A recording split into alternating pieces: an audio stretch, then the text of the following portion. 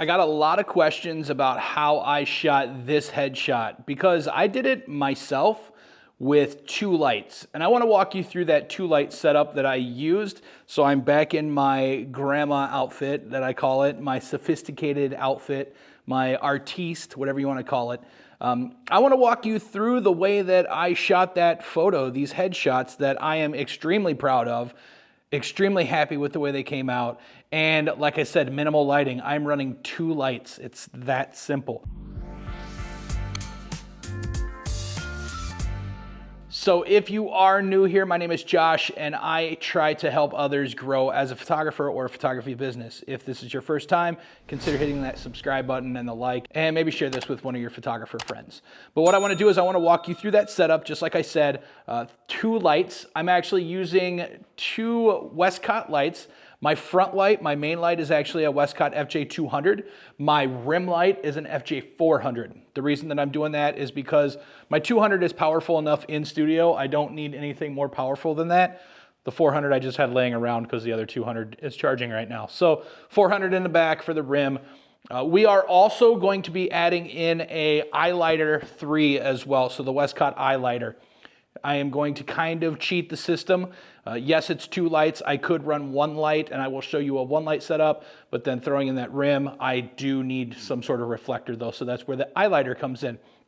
Now I'm already set up. I'm running the 70mm macro lens, and I have that set up where the camera itself, and let me just go and kind of show you, the camera itself is set up between my breast line and my chin. That's where I want this camera. It's facing up just a little bit. That way that it kind of gives me a little bit of a hero, but not like too much. Not where it like feels like it's something like looking straight up my nose holes or anything like that. So now I have everything all set up, and I'm actually running Evoto AI on the iPad to tether. And I'm using a Tether Tools cable to my camera over, which is now off screen.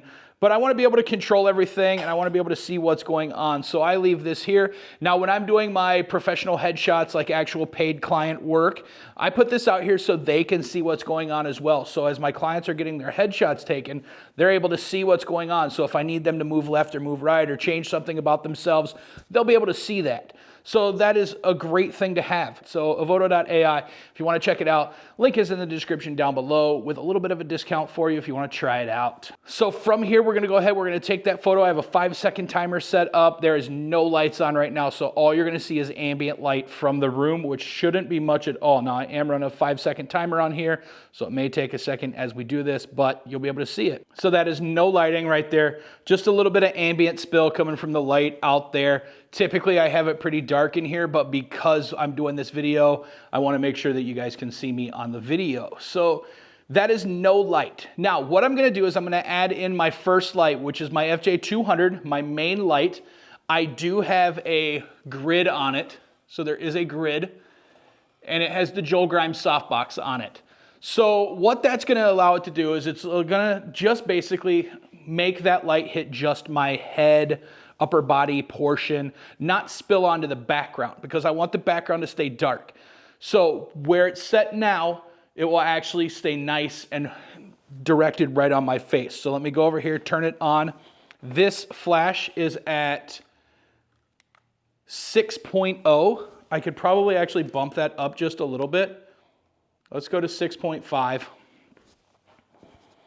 And we're gonna go back in here and we're gonna take this photo and see what just bringing this light in. It has turned just a little, so let's go just a little bit further back. Let's drop it down just a little.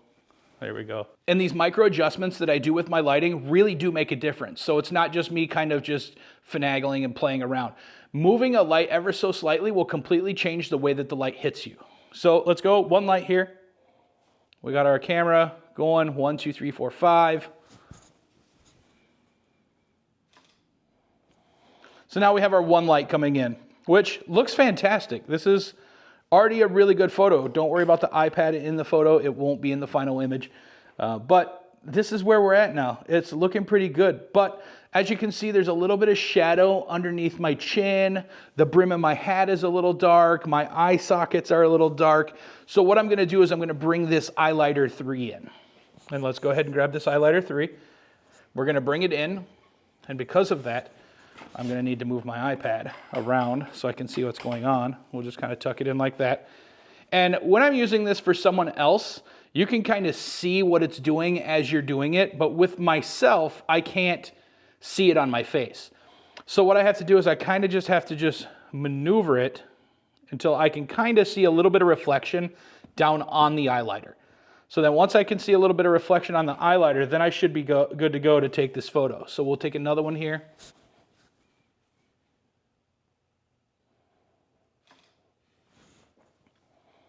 And now you can see that a lot of my chin, the brim of my hat isn't as dark. Everything is a lot more properly lit. And that's just one light with a modifier under it, with an eyeliner. So you could get away with doing a headshot session like this. I really like the look of this. I think it looks really good. Well, what's going on? I want to pause real quick and say that I hope you're liking this video. Did you know that 95% of the views on my channel come from non-subscribers? So the odds are you probably aren't subscribed. So first things first, thank you for spending a little bit of your time learning with me. And second, if you wouldn't mind, go ahead and hit that subscribe button because that would be amazing. Also, before we get back into the video, are you a photographer and you want to go full-time but you don't quite know how to do it?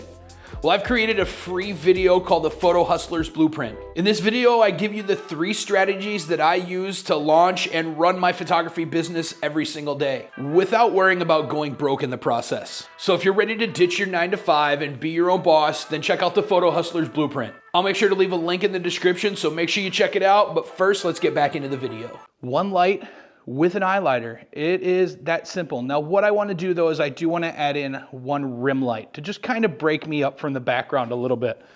And I will go turn that light on. That is B. And it is half power, so it's at 5. 5 stops up basically.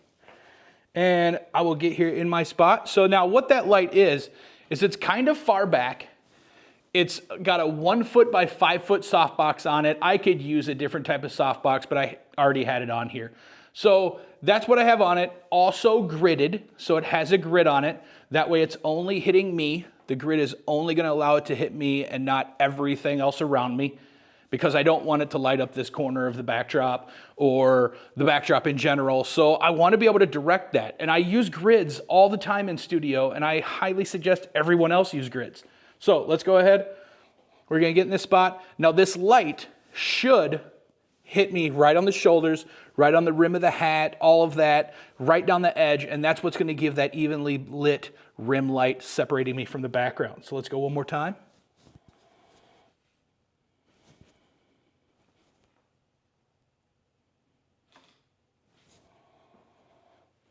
And there you go. You have yourself a properly lit 2-light setup with a modifier. So now from there, I could go ahead and I could change that background out, adjust the settings, do what I need to do.